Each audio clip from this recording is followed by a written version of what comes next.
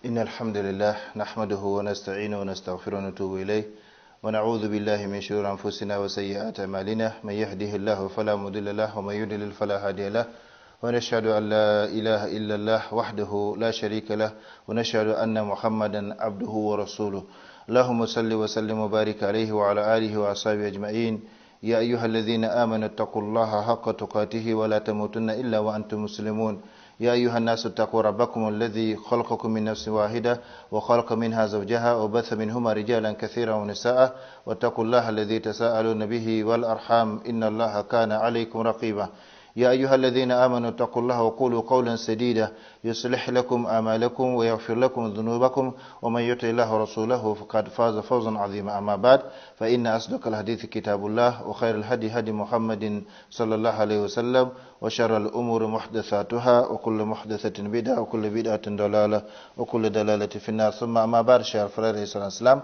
chers téléspectateurs assalamu alaikum wa rahmatullahi ta'ala wa barakatuh soyez les bienvenus à l'écoute de votre émission à travers cette nouvelle chaîne satellitaire TV Nour TV La Lumière. Je prie Allah subhanahu wa ta'ala de nous faire profiter tous ensemble de ces quelques instants que nous allons passer ensemble dans sa voie, dans la recherche du savoir, en vue de son application, afin que ce savoir ne soit pas un argument contre nous, mais plutôt un argument en notre faveur. En effet, nous avons une triple responsabilité envers le savoir et nous ne cessons pas de le rappeler chaque fois ou de la rappeler chaque fois. Cette triple responsabilité, la première responsabilité c'est de l'acquérir, la deuxième responsabilité c'est de l'appliquer et la troisième responsabilité c'est de le transmettre aux autres comme il nous a été transmis par les prédécesseurs et ce conformément à la recommandation de notre prophète Muhammad sallallahu alayhi wa sallam qui dit « Ballighu anni walau aya » transmettez de ma part ne serait-ce qu'un verset. Qu'Allah subhanahu wa ta'ala nous bénisse tous, qu'il bénisse nos vies, qu'il bénisse nos familles, qu'il bénisse nos enfants, qu'il bénisse nos œuvres, qu'il bénisse nos différents pays, qu'il bénisse pour nous tous cette télévision et qu'il nous fasse profiter de cette émission, qu'il nous conforme davantage à sa sainte volonté partout et toujours. Allahumma amin. Chers frères et sœurs en islam, si vous vous rappelez, lors de l'émission passée, nous nous sommes arrêtés sur un verset dans lequel Allah subhanahu wa ta'ala montre que celui qui a créé les cieux et la terre est celui qui veille à leur maintien pour qu'ils ne s'affaissent pas. Comme nous l'avons vu, le poids de la terre, le poids du soleil, la distance qui sépare les deux, malgré tout cela, eh bien, la terre ne s'écroule pas sous le poids, donc ce qui est là-dessus, le soleil ne tombe pas non plus sur la terre, eh bien, qui les maintient ainsi, c'est bien sûr celui qui les a créés, à savoir Allah subhanahu wa ta'ala, le créateur absolu de cet univers, comme il l'a dit, Alam tara anna allaha sakhkhara lakum ma fil ard wal fulka tajri fil bahri bi amrihi wa yumsiku as-samaa an taqa 'ala al-ard illa bi idhnihi inna allaha bin nasi laraufur rahim wa huwa alladhi ahyaakum thumma yumitukum thumma yuhyikum innal insana lakafur. N'as-tu pas vu qu'Allah vous a soumis, vous a assujetti tout ce qui est sur la terre ainsi que les vaisseaux qui voguent sur la mer par son ordre? Il retient le ciel de tomber sur la terre, sauf quand il le permettra. Donc le jour où Allah subhanahu wa ta'ala le permettra, le soleil, comme nous le savons, au départ, toutes ces planètes étaient un seul bloc, un seul point compact. Donc Allah subhanahu wa ta'ala les a séparés. Et de la même façon, quand il voudra mettre fin à cet univers, et bien à ce monde, et bien il y aura donc ces bouleversements astronomiques.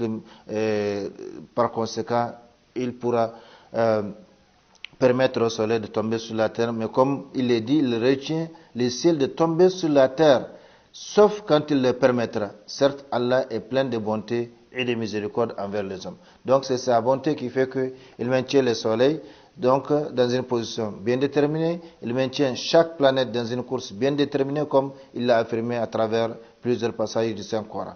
Donc n'as-tu pas vu, n'as-tu pas su qu'Allah vous a soumis tout ce qui est sur la terre ainsi que le vaisseau qui vogue sur la mer par son ordre, il retient le ciel de tomber sur la terre sauf quand il le permettra. Certes, Allah est plein de bonté et de miséricorde envers les hommes. C'est lui qui vous donne la vie, puis vous donne la mort, puis vous fait revivre vraiment. L'homme est ingrat. L'homme est ingrat, c'est-à-dire l'homme n'est pas reconnaissant. L'homme ne remercie pas Allah subhanahu wa ta'ala parce que si l'homme réfléchissait un temps soit peu sur tout ce qui l'entoure, sur les éléments donc de l'existence d'Allah subhanahu wa ta'ala, comme nous avons appelé les signes cosmiques d'Allah subhanahu wa ta'ala, eh bien il allait se rendre compte justement de l'existence d'Allah subhanahu wa ta'ala, il allait se rendre compte de la miséricorde d'Allah subhanahu wa ta'ala, parce que nous allons le voir comment Allah subhanahu wa ta'ala a préparé cette terre pour nous. Par exemple l'oxygène, l'hydrogène, les autres éléments de la terre dont nous avons besoin, alors que ces éléments ne se trouvent pas ailleurs, et c'est la raison pour laquelle, pour le moment, dans les conditions dans lesquelles l'être humain se trouve, vu sa taille, vu ses dimensions, il ne peut pas vivre ailleurs que sur cette terre que Allah subhanahu wa ta'ala a préparée pour lui. Donc, l'homme est vraiment ingrat, et nous ne pouvons que confirmer notre Seigneur Allah subhanahu wa ta'ala. Inna Allah yumsiku samawati al-ard an tazula wa la in zalata wa in zalata in amsakahuma min ahadin min ba'dihi innahu kana haliman ghafura. Donc Allah subhanahu wa ta'ala nous dit, Allah retient les cieux et la terre pour qu'ils ne s'affaissent pas. Donc vous voyez, comme nous l'avons dit, c'est Allah subhanahu wa ta'ala par sa puissance inégalable qui maintient les cieux et la terre.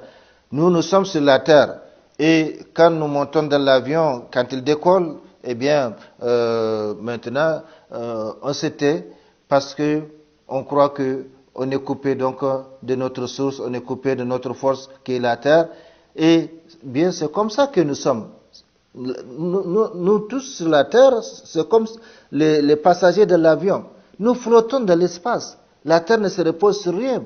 Le soleil ne se repose sur rien, mais c'est la puissance du Créateur qui justement les maintient chacun dans sa position, chacun dans sa trajectoire, comme Allah subhanahu wa ta'ala l'a dit, Inna Allah yumsiku samawati al-ard an tazula wa la in zalata in amsakahuma min ahadin min ba'dihi innahu kana haliman ghafura. Donc Allah retient les cieux et la terre pour qu'ils ne s'affaissent pas, pour qu'ils ne tombent pas.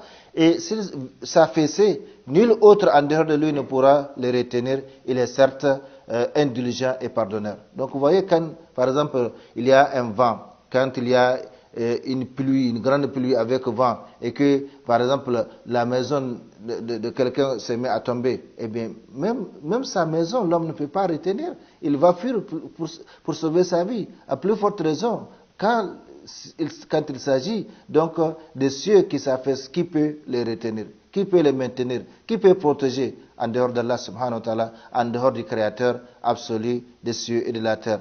Donc c'est pour nous montrer à tel point Allah est miséricordieux envers nous. Il nous a créé tout ce dont nous avons besoin. Il nous a soumis tout ce dont nous avons besoin de les cieux sur la terre, afin que l'homme puisse être disponible pour l'adoration, pour l'accomplissement de la mission pour laquelle il a été créé et placé sur cette terre, à savoir la connaissance et l'adoration de son Seigneur Allah subhanahu wa ta'ala. وَمَا خَلَقْتُ الْجِنَّ وَالْإِنسَ إِلَّا لِيَعْبُدُونَ, comme Allah subhanahu wa ta'ala l'a dit. Chers frères et sœurs en islam, chers téléspectateurs, l'homme, malgré ses multiples inventions et découvertes scientifiques, n'est rien par rapport à la terre sur laquelle il vit, et la terre tout entière n'est rien par rapport au soleil, et le soleil n'est rien par rapport à l'univers, et l'univers n'est rien par rapport au repose-pied d'Allah ou kursi, comme Allah subhanahu wa ta'ala l'a dit.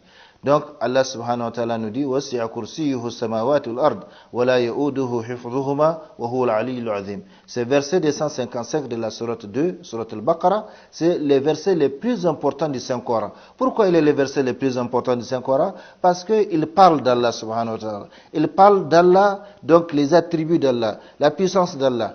Et ici, le kursi, malheureusement, qui a été mal traduit par trône, et retenez une fois pour toutes qu'il n'y a pas de verset du trône dans le Coran. Al-Kursi ne se traduit pas par le trône. Le trône, c'est Al-Arsh. Donc ça, c'est ça qu'on traduit par Arsh. Le Kursi, c'est le repose-pied. C'est le piédestal. C'est là où on pose les pieds. Donc Allah subhanahu wa ta'ala nous dit وَسِعَ كُرْسِيُّهُ السَّمَاوَاتِ وَالْأَرْضِ. Son kursi ou repose-pied déborde les cieux et la terre. Donc en réalité, c'est comme si le verset signifie que les cieux et la terre ne peuvent pas contenir son repose-pied, son piédestal. Donc la garde ne lui coûte aucune peine. C'est-à-dire la garde des cieux et de la terre ne lui coûte aucune peine, car il est le très grand, il est le très haut. Donc, huwa al-ali al-azim. Donc il est le très haut, il est le très grand. La garde des cieux et de la terre ne lui coûte rien, et son repose-pied déborde donc les cieux et la terre. Nous allons prendre une pause. Nous continuerons, Inch'Allah, dans quelques instants.